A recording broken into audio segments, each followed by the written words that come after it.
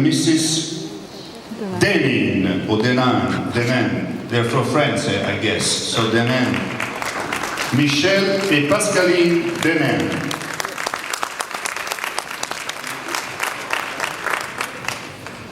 She's the psychologist.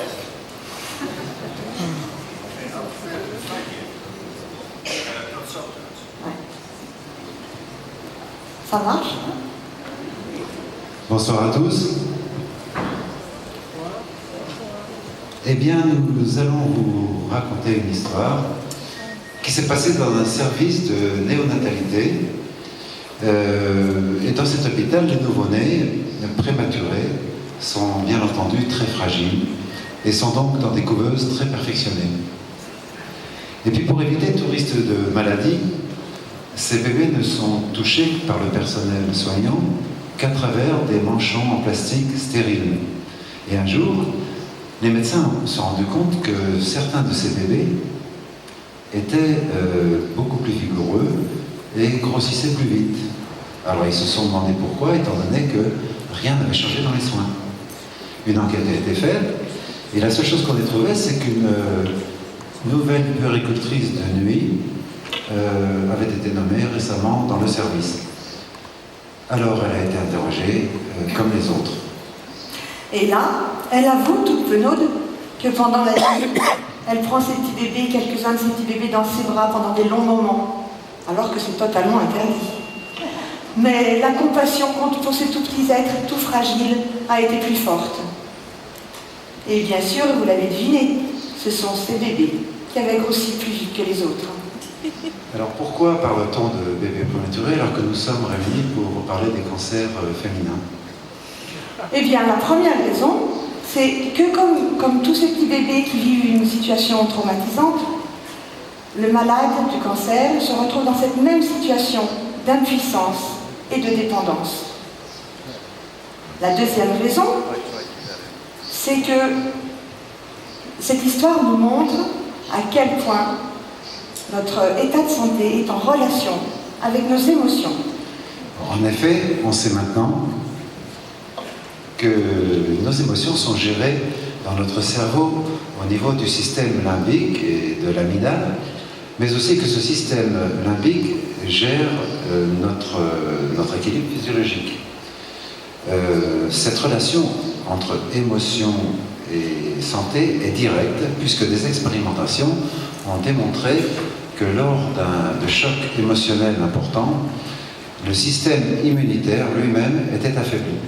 Alors ces émotions, ces chocs émotionnels s'appellent des traumas.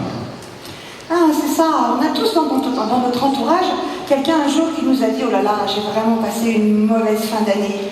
Moi qui suis jamais malade, j'ai eu la grippe, et puis ça s'est compliqué, j'ai eu une bronchite, et puis oh là là, j'ai vraiment du mal à m'en remettre. » Et puis il faut dire que quelques mois avant, j'ai vraiment été très perturbée parce qu'on a été cambriolés.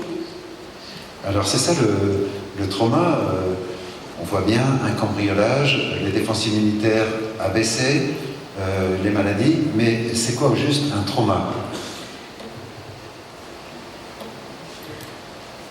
Alors un trauma, c'est une blessure psychique qui est provoquée par un événement dramatique et inopiné. Cette blessure et cet événement provoquent des émotions très puissantes.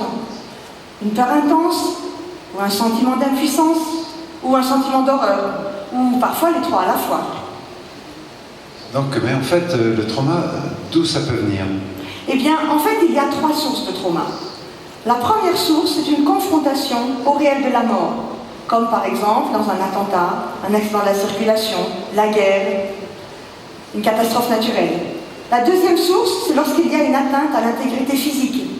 Par exemple, le handicap, une blessure, une amputation, la maladie grave, une agression sexuelle.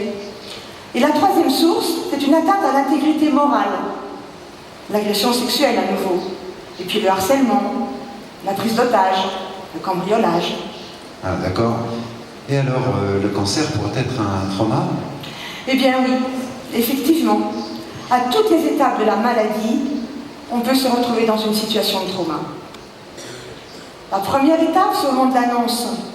Pour beaucoup d'entre nous, le mot cancer est encore une confrontation au réel de la mort. et nous met dans une situation de grande peur et d'impuissance. Lorsqu'il y a une ablation interne ou externe, on est dans une atteinte à l'intégrité physique. Même si ça paraît minime ou réparable. Oui, ça paraît minime ou réparable aux yeux des autres, mais pas pour celui qui le vit. Et puis, la confrontation au personnel soignant, au système soignant, même s'il est très efficace, peut paraître déshumanisé et peut constituer une atteinte à l'intégration morale. Alors, quand il est arrivé le trauma, quelles sont alors les conséquences? Eh bien, le trauma, le problème, c'est que c'est un risque de développer un syndrome post-traumatique. Post, comme son nom l'indique, après le trauma. Et en langage international, on parle du PTSD. Alors, le syndrome post-traumatique, c'est un ensemble de symptômes qui ne sont pas toujours visibles et qui ne semblent pas toujours être reliés à l'événement traumatique. Un des symptômes que l'on retrouve souvent, ce sont les addictions. L'abus de drogue, l'abus d'alcool, l'abus de tabac, l'abus de médicaments.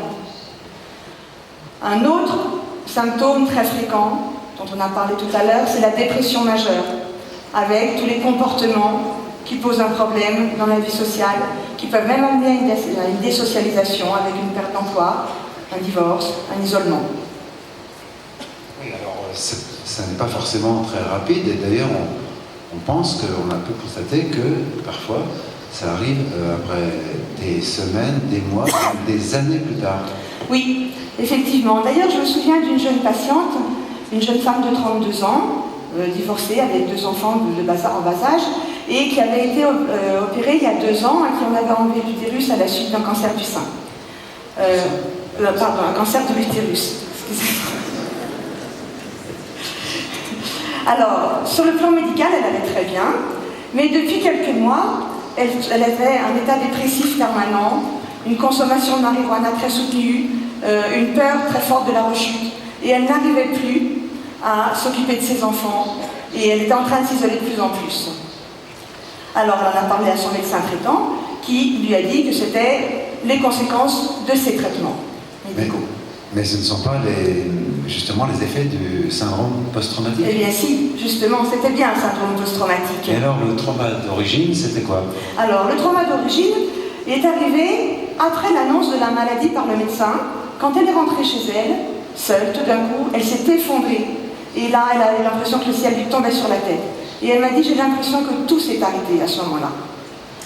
Alors, après un suivi psychologique adapté, aujourd'hui elle va bien. Elle va très bien, elle a très bien récupéré. Mais si cette femme avait pu être suivie dès le début et que son trauma avait été traité, ça aurait évité pour elle toutes ces étapes douloureuses, enfin toute cette douleur pendant les étapes pourtant positives de son traitement, et puis cette dépression quelque temps après qui l'a empêché de reprendre rapidement le dessus. Alors que peut-on faire pour éviter tout cela? Eh bien, tout d'abord, informer les médecins de l'impact de cette maladie, pour qu'ils puissent accompagner humainement leurs patients et leur conseiller d'avoir un suivi psychologique adapté. Et le personnel soignant? Alors, former aussi le personnel soignant à entendre les femmes et à déceler chez les femmes un éventuel syndrome post-traumatique qui serait en train d'arriver pour pouvoir très vite mettre en place une réponse adaptée. Et ce personnel soignant, est-ce qu'il ne serait pas soumis lui aussi à ces émotions très puissantes? Bien sûr que si, parce qu'un médecin peut être confronté en permanence aussi au trauma. Une patiente qui ressemble à sa mère, qui ressemble à sa fille, ou dans laquelle elle se retrouve. Et puis, lorsqu'il y a le décès d'un patient, eh bien, au-delà de la tristesse, ça peut ça peut réactiver des traumas personnels. Et dans ces cas-là, bien sûr, il est indispensable que le personnel soignant puisse aussi, lui, avoir un accompagnement psychologique. Et alors, et la volonté et l'esprit positif, ces personnes dont on nous parle dans les médias, ces personnes connues qui ont vaincu leur cancer par la volonté, et cet esprit positif, alors, qu'en est-il? Eh bien, c'est vrai. Et quelle chance pour ces personnes qui ont pu avoir accès à cette ressource de leur volonté. Mais, en fait, nous nous adressons aujourd'hui à tout un ensemble de personnes pour qui le syndrome post-traumatique à empêcher l'accès à cette ressource. Et quand la précarité s'ajoute à tout cela, le risque de développer un syndrome post-traumatique est encore plus élevé. Oui, eh bien cette main tendue que vous voyez vers nos proches de façon naturelle, eh bien maintenant cette main tendue c'est donc une réponse professionnalisée. Oui, effectivement, vous l'avez compris. Le traitement psychologique permet d'espérer une plus grande efficacité du traitement médical et constitue une aide indispensable pour les patientes à la traversée de cette épreuve. Et cette avancée doit profiter à tous, aux patientes, aux intervenants et à l'entourage. Et n'oublions pas notre bébé du début. Ajoutons les soins psychologiques aux soins techniques pour donner aux malades toutes les chances. Merci. Merci à vous. Merci.